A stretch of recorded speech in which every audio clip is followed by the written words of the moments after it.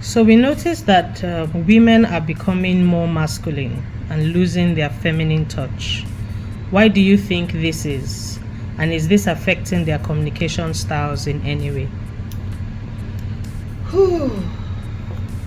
We're in an era where you know women are beginning to do a lot of stuff, and should I say now raising families. You have a lot of single mothers, and you have even women in relationships or in marriages that are, should I call, the breadwinners, as we used to call the men.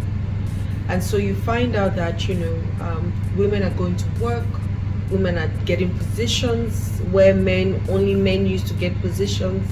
Women are MDs of banks, they're engineers, they're surgeons, they're doing so many things.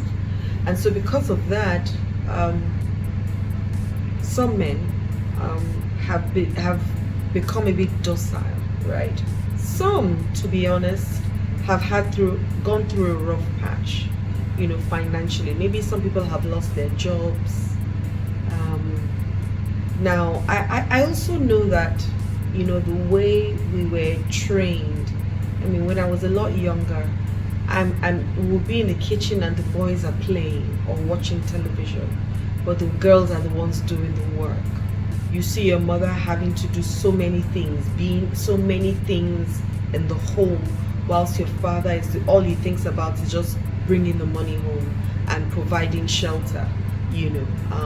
And then every other thing the child needs emotionally and for stability is the mother that provides or does it. Now, I guess back in the days, more women were more at home than now. Because you see every morning now, as my husband is getting ready to go to work, I'm getting ready to go to work.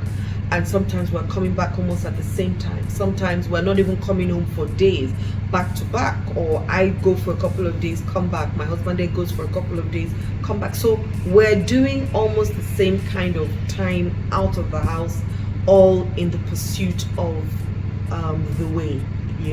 For some people it's hustle. I don't see it as hustle. I just see it as a mission that I'm on earth and a calling, right? But I used to see it as a hustle. And as a recovered masculine woman, I found myself also, because I was at some point I became the oldest. But even before then, I used to do the things that the oldest would do. I would take care of everybody, so decisions need to be made. I'm the one that they're calling to ask, what do you think we should do? And so I then didn't also get married till I was 34, right? Which in Nigeria is like you are ancient of days. So you then have that, you then marry somebody who is an absolute masculine man, who then says, no, I call the shots. I found it very, very difficult because I was used to being the one who the buck stops on my plate, if you get what I mean.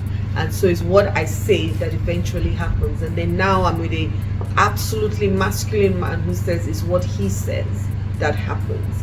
Now, a lot of women have found themselves in this place, I remember listening to somebody who said submission is not is for a woman, is not when you have, is when you have money and you say you want to travel and the man says you cannot go.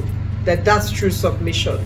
Not when you don't have money and you're asking your husband for money, he says he's not giving it to you. That's not submission, that's bullying or wickedness.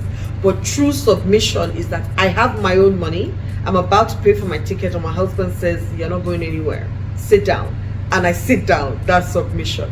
Well, I also kind of think that there's a submitting from both parts. I don't think it's just one person that is meant to submit. So women have found, a lot of women have had to wear the pants and become masculine, and I really feel sorry for them, to be honest. I go out and I ask women, tell me about yourself, and the first thing they say is I'm a strong woman, and I smile. And then my second question to them is, if you had the opportunity to be strong or soft, which one would you rather be? And every woman that I have spoken to has said soft. Now, of course, strength is needed, and strength is important, because I think every woman is strong. I actually think that women are actually more emotionally balanced and stronger than men, but that's also because of the way we have been trained, you know, or just the strength that God has given us as women, right? Or feminine women, let me put it that way again, okay? Because there's some masculine women that may not have that ability. So when it comes to that, you know, and how we communicate, in my last video I talked about how I think is the most effective way to communicate is to state our intentions from the beginning to whoever we're communicating with. Don't leave it to chance for them to decide how they want it to go. You should skew the conversation based on how you want it to end, hoping that it gets there, and so you have that conversation leading you there, i.e. tell me 3 things you like about my dress, not do you like what I'm wearing, and then he has the opportunity or she has the opportunity to say no. Now back to us in the home. We still need to have those conversations, right? I think it's important that we have those conversations.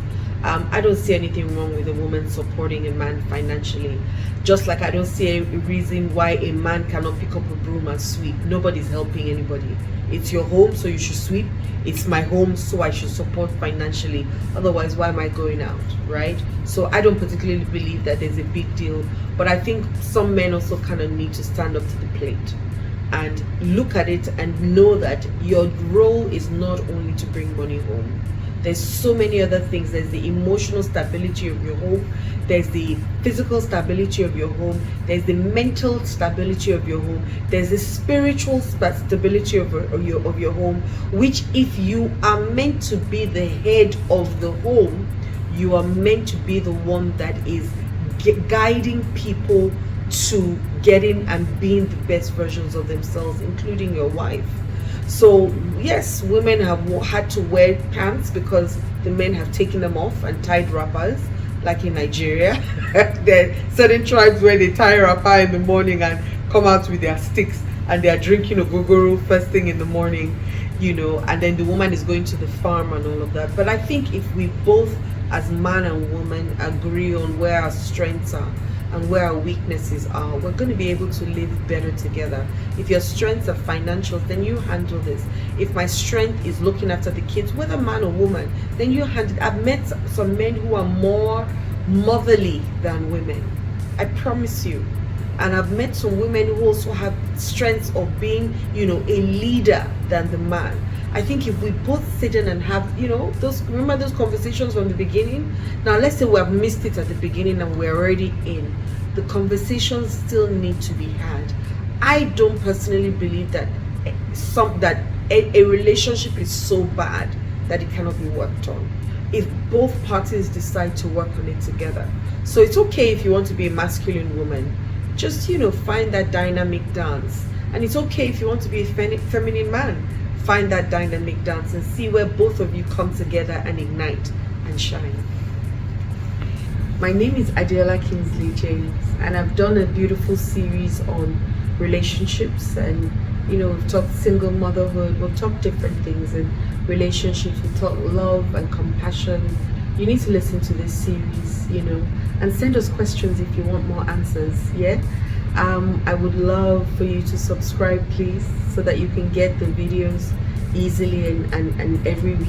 And please also click the notification bell as well, so that you get them as they drop. Okay, have a wonderful day, and I hope this series really does help you. Once again, my name is Adiola. Love and light.